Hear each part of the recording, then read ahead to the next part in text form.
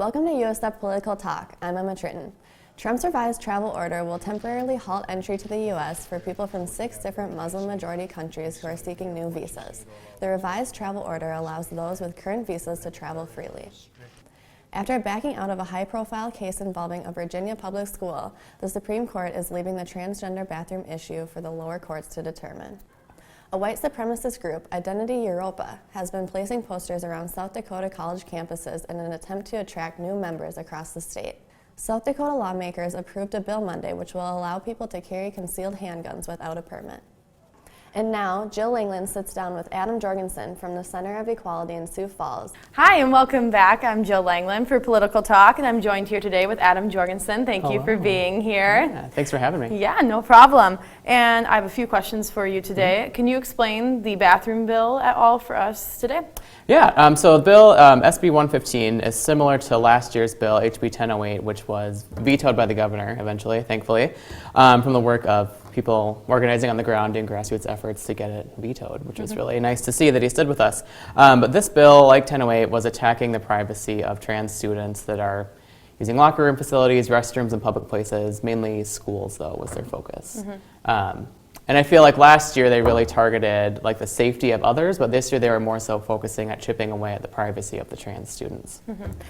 And then explain, because we are a Christian university here at the University of Sioux Falls, explain how being transgendered is not a choice. Yeah, I mean, I feel like anybody that's transgender, and I can't speak exactly for them, but I don't think anybody would choose this to go through. You know, a kid in high school, middle school, elementary school wouldn't choose to be, you know, outcasted by his or her peers. You know, this wouldn't be something that they'd want to do. You know, they're born this way. Some people figure it out later in life.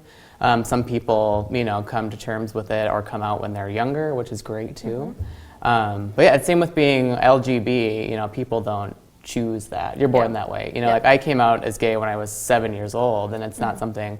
I wasn't just randomly like, oh, mom, I'm gay for fun. Like it just, you are. Yep. That's who you are. Yeah. Thank you. And do you have any input on what it's like to be LGBTQ here in a conservative state like South Dakota? Yeah, being I guess, gay in South Dakota, at times it can be difficult, and with the current political climate, it does feel a little bit like we are kind of losing ground, which is, it's discouraging, but I want to encourage people to keep their hopes up. You know, there are people fighting for them out there. The Center for Equality is there for everybody, LGBT and everyone in between. So there are organizations like us and the ACLU, and even Planned Parenthood that are there fighting for us, politically and otherwise. You know, and I think and even universities like USF, there are people here within these walls that are there for you. Yes, very true. And then do you have any ideas on how both sides can be helped on this issue? Like how they can be helped with? How they can both feel like they have their voices heard on both sides, like on the transgender side and on the people who are for this bill. Oh, sure. So I guess I can see where the people that are proposing the bill have concerns. I do my best to try and see both sides of it so I can understand it better. But again, there's been no documented issues of trans students, you know, attacking someone who is cisgender in the restroom. If anything, it's the opposite. You know, nationally, there are more statistics for transgender individuals being assaulted or murdered in restrooms than the otherwise.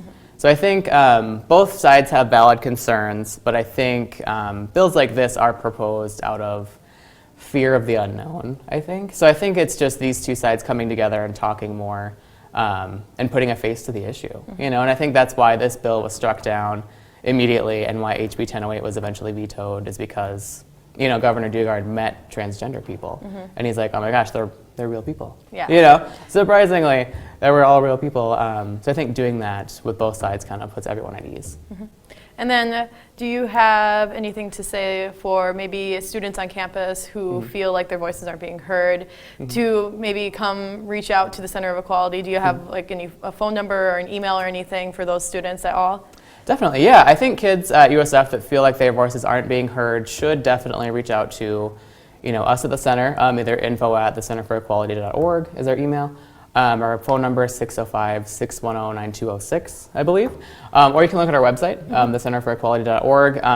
And I also encourage you to contact your instructors. You know, when I was in school here, I had a very good relationship with my advisor at the business school. And she was very nice and supportive.